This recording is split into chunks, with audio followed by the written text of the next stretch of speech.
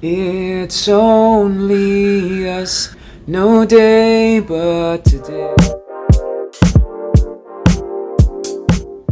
Hey guys, what's up? So I finally saw Rent. Last Friday, it was my birthday. I had a fantastic birthday. I spent the evening, the good portion of the evening, watching Rent.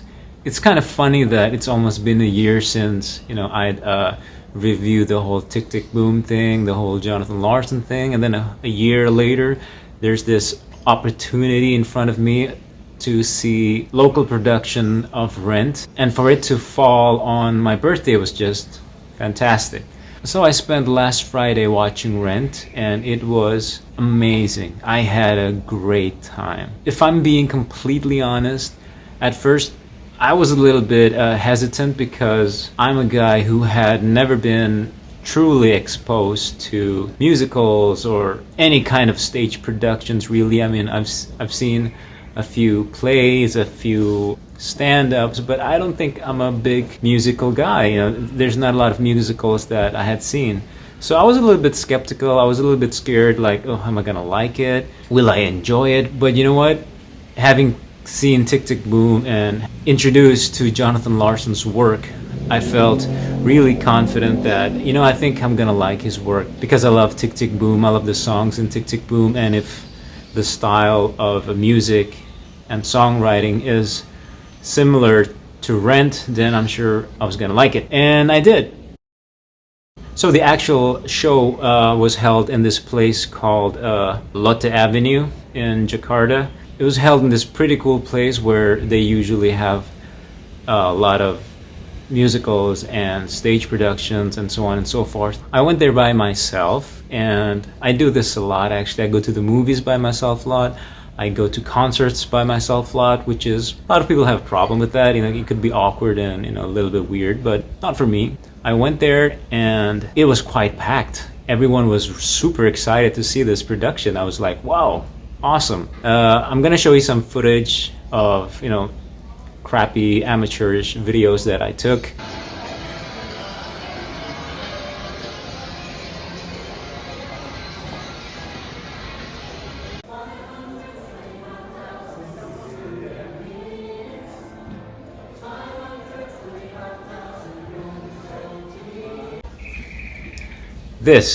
I was pretty stoked to get this. Like I mentioned earlier, I had really zero knowledge regarding Rent, except that it was, a Jonathan Larson production. I know Seasons of Love, and I know some parts of the song Rent, but that was it. I didn't know anything about the whole story, the whole character, what it's about, really. I was actually a little bit tempted to Wikipedia it and listen to the songs on Spotify because I wanted to know a little bit about the show. And then I thought to myself, I'm just gonna go completely having zero knowledge about it and just enjoy, immerse in it, and that's what I did. Alright, so I'm gonna give you a little bit of a review of the show. All in all, I think I am pretty surprised and even shocked at how much I like this musical. And mind you, this is an Indonesian production. It's kind of weird to be like, this is the first impression I see of the characters. This is the first introduction for me to see, Mark, Maureen, Angel, and all the guys from the show. This is my first introduction to them, and I wish I could have seen, the real thing, the Broadway production or whatever. But that's okay. I'm just glad that I can see this finally on stage. If I'm gonna be completely honest, I had some doubt that, will the cast pull this off? I mean, can they pull off this iconic American musical? And to my surprise, they did. They were fantastic. The cast was amazing. Judging by the audience reaction, including my own, I think two names really stood out: Maureen and Angel. I think most of the audience just fell in love with those two characters. They were eclectic, they were alive, vibrant, they were funny. They just stole every scene they're in. And I don't know if that's the characters or if it's just the actors, shining through. I don't know. Let's talk about the songs because they're like the backbone of the whole thing. The songs are great. I love them. I was a little bit worried that I would not enjoy the songs because basically the storytelling is through the music, through the songs. If I don't like the music, if I don't like the songs, if I don't connect to it, then we're gonna have a problem. But luckily, I love the songs. Almost every single song I liked, especially the ones from Act 1.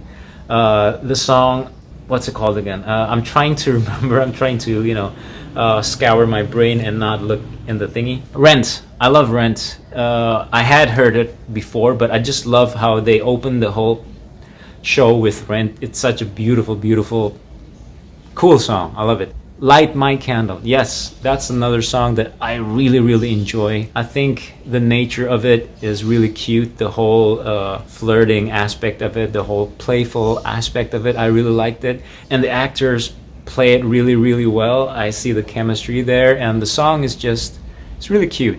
One Song Glory is really cool, and You Will See, I really like it. Seriously, all the songs from Act 1, I just like, I love it, I love it, I love it.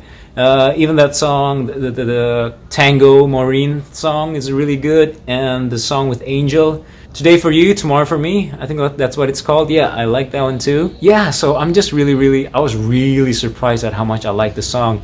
And in fact, afterwards, I just went to Spotify and listened to the soundtrack.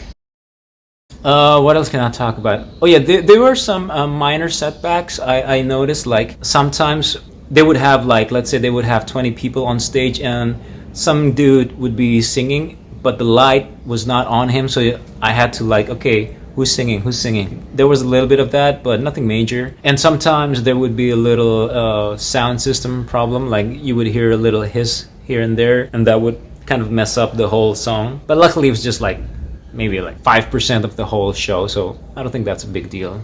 This is not on them, obviously, but this is just me. I have this thing where when I watch a movie and there's subtitles, I'm gonna read the subtitles. So because it's in English and because we're in Indonesia, they have subtitles. They have like 2 TV monitors on the left and the right portion of the stage. And sometimes, and it's good because, it's helpful for people who don't speak English or they're not really fluent in it. Especially the songs would be very helpful if you have the text. But here and there, I would just be, looking at the text, and it's very, very annoying, and I shouldn't take my eyes off the stage. I know that, but maybe because they're Indonesian, and sometimes, I don't even think it's that. It's just like sometimes the music is so fast, and sometimes they're referencing stuff that I don't understand, so I had to look in the monitor. Oh, they're talking about Bob Dylan, or they're talking about Stephen Sondheim. They're referencing someone, like that.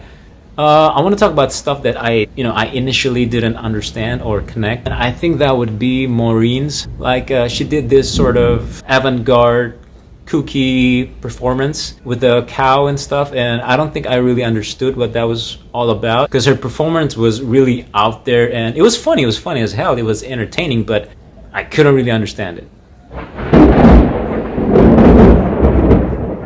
Another thing I think I should be talking about was the stage production. It was amazing. The whole stage is not really that big, but I think they made the best out of what they had. Props was great. The lighting was good. The band was amazing. They were excellent. I really enjoyed it. The feeling with people performing in front of you live, it's just beautiful. You hear some imperfections every now and then, but that's the way it should be. It's great. Story-wise, I think it's really good. I know that it was written in the 90s, so it sort of reflects the time.